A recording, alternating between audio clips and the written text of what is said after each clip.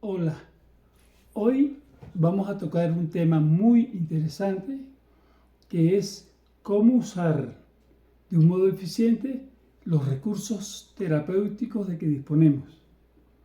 Esto es una sistemática de la medicina y la eficiencia que nos permite ir mejorando ese detalle, la eficiencia del trabajo nuestro. Y tiene algunos principios esta sistemática. El primero es ir de lo simple a lo complejo.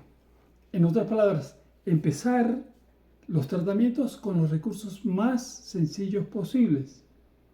Voy a poner un ejemplo para que, digamos, graficar lo que queremos decir de un modo profundo. Estaba yo editando una clase en el posgrado de nutrición y dietoterapia y una de las alumnas tenía una cara como de dolor. Le pregunto qué tiene, ya había empezado yo la clase y me dice que tiene un dolor de cabeza muy fuerte y que no tolera casi la luz. De una vez se me vino a la cabeza hacer terapia de hologramas, pero ya había empezado la clase y tendré que quitarle un tiempo X que no sabía cuál era a la clase, cosa que entonces no la podía hacer. Entonces me vino a la cabeza un recurso sencillo, poderoso, económico, como las características que tiene que tener este tipo de recursos. Y yo le dije a ella, bien, ¿cuánto tienes actualmente de dolor del 1 al 10? Me dice, más o menos como 9, y con tanta intolerancia ya a la luz, como 10, tenía los ojos semicerrados. Entonces yo mandé a disminuir la luz en lo posible, apagar algunos focos y le dije, haz un tip, tápate el agujero izquierdo de la nariz y respira, zurdo, pero tápate el agujero, perdón, discúlpeme, fue tápate el agujero derecho de la nariz y respira, zurdo, por el izquierdo, lento y profundo.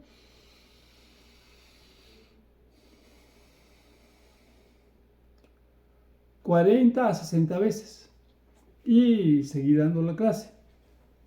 Al rato, cuando veo que se quita el dedo del agujero derecho, le pregunto, ¿cómo sigues? Me dice, bueno, el dolor bajó como a 6, pero la intolerancia a la luz bajó como a 2. Estoy mejor en ese sentido y sí, el dolor es un poco menos. Yo le dije, ok, seguí dando la clase y al ratito, como a los 15, 20 minutos, le dije, repite la terapia. Y se puso otra vez, empezó a respirar lento y profundo por el agujero izquierdo de la nariz. Y al terminar le pregunto, ¿cómo está tu dolor? Me dice, pues ya está muy bajo, como un 1, y ya no tengo intolerancia a la luz. Bien, eso se produjo en un periodo de menos de media hora. Póngale unos 20 minutos. Ahora, un medicamento tomado hubiera demorado 2 horas en funcionar. Un inyectado, una media hora. Esto fue no solo más rápido, sino que sobre todo fue más sencillo. Con frecuencia en la terapéutica se usan primero los recursos complicados y luego, si no hay los resultados que queremos, los compliquemos más, pero nos olvidamos de las posibilidades de los más sencillos. Eso requeriría un conocimiento muy específico de esos recursos sencillos y cómo usarlos. Requeriría que estuviéramos formados en la dirección de la eficiencia y no solo usar recursos sofisticados, costosos, riesgosos, pero eficaces, sino que aparte de eso tuviéramos un arsenal terapéutico que nos permitiera ir de lo sencillo a lo complejo, principio número 1. Por lo tanto, el médico, nutricionista, psicólogo, terapeuta que quiera hacer su proceso eficiente, tiene que partir de esto. El otro principio de esta sistemática es ir a usar en primer lugar los agentes sustentadores de la vida antes que otros agentes. ¿Qué significa eso? Que debemos preferir cuando vayamos a hacer terapias cosas que sustentan y promueven la vida, como el aire. En este caso la persona respiró, usó el aire, es un agente sustentador de la vida. Los alimentos, el agua, los agentes ambientales, el movimiento y el psiquismo mismo de la persona. Entonces, esos serían la primera línea dentro del arsenal terapéutico y luego estarían otras cosas. La ventaja de usar agentes promotores de la vida es que difícilmente generan daño, es que están presentes en casi todo el planeta, algunos de ellos están presentes en todo el planeta, otros en la mayoría de los sitios. Y el otro detalle es que son de muy baja posibilidad de generar daños, efectos secundarios. Entonces, ese es el segundo principio. Por ejemplo, en un momento determinado, yo debo preferir una terapia de movimiento frente a el agente terapéutico costoso, complicado y eso. En este caso, un detalle, los ejercicios que hace Cuello en el tratamiento de los vértigos, cosa que estudiaremos algún día cuando veamos terapia de alto impacto. Pero quiero decirles que estos están de primero, los alimentos están de primero y otros recursos. El tercer detalle es usar el modelo que usa la naturaleza para tratar y curar como base. Es decir, ver qué hace la naturaleza y tratar de copiar ese modelo para llevarlo a la práctica. Normalmente, por los millones de años que tiene la vida en el planeta evolucionando, los procesos ahí son de altísima eficiencia, son mucho más eficientes que lo que nosotros hemos logrado desarrollar, de tal manera que las ciencias más artificiales copian sus modelos de la naturaleza. La nanotecnología, por ejemplo, o la robótica, etc. Son ciencias que parecen muy artificiales, pero que en el fondo han avanzado gracias a copiar el modelo de la naturaleza. En medicina, ¿qué significa eso? Cuando un animal se enferma, deja de comer. Ahí hay un recurso poderoso de alto valor terapéutico, el ayuno. Otro detalle es que el animal cuando está enfermo descansa. Otro recurso. Y es frecuente que los animales consuman plantas depurativas o el agua en forma depurativa, depende de la especie, pero es un proceso de autolimpieza que se somete el animal, aparte de que ya el ayuno tiene efecto depurativo por la autofagia, complementa esto con otros procesos depurativos. Por ejemplo, se purgan o consume plantas que lo hagan sudar o que los hagan vomitar.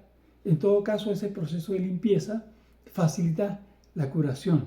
Entonces, digamos, estos recursos, el usarlos en la terapéutica de un modo sistemático como base, como punto de partida, especialmente en las enfermedades complejas o en las que son de alto riesgo o en las que son crónicas, nos ayudan a obtener mejores resultados, a ser eficientes y a tener resultados donde no se tienen resultados adecuados con más nada.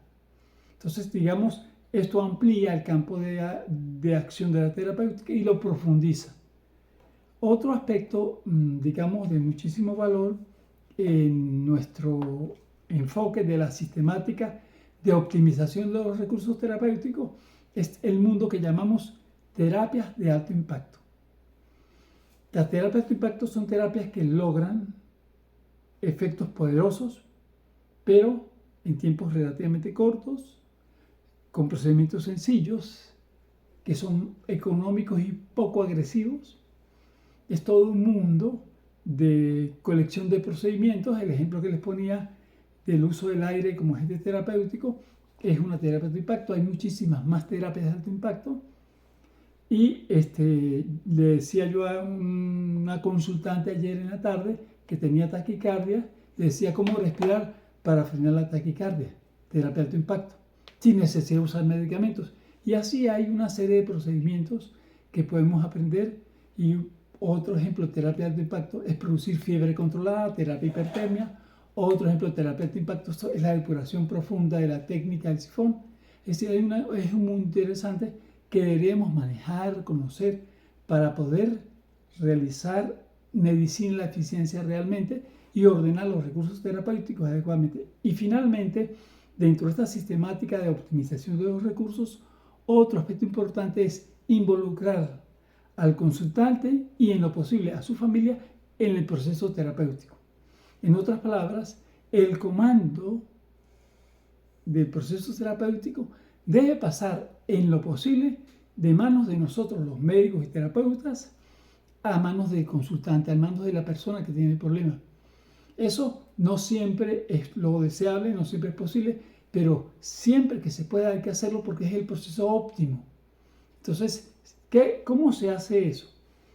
Pues que si la persona descubre lo que hace para enfermarse, se da cuenta que tiene el poder de enfermarse y que también tiene el poder de curarse de un modo más importante que lo que puede la medicina.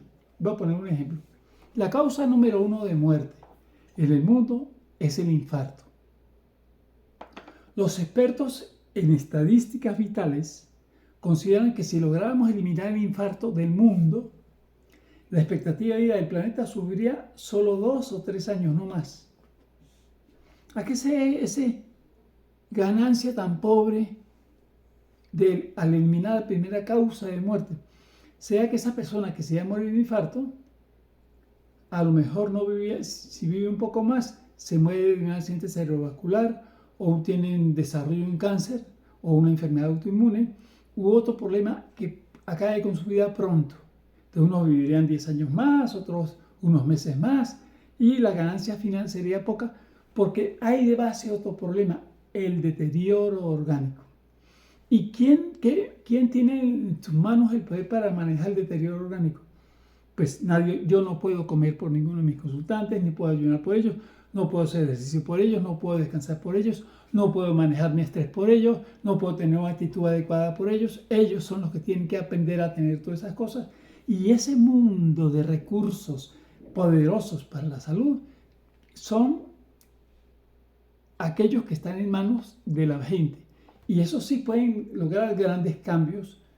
Así que en medicina de la eficiencia, si involucramos a la persona, estamos haciendo eficiencia, y si involucramos a su familia, aún más, porque implica que también no solo la persona, sino el medio inmediato toma responsabilidad del asunto y conducen su vida y su salud de modo inteligente. Hasta aquí este video. Seguiremos en contacto. Bye.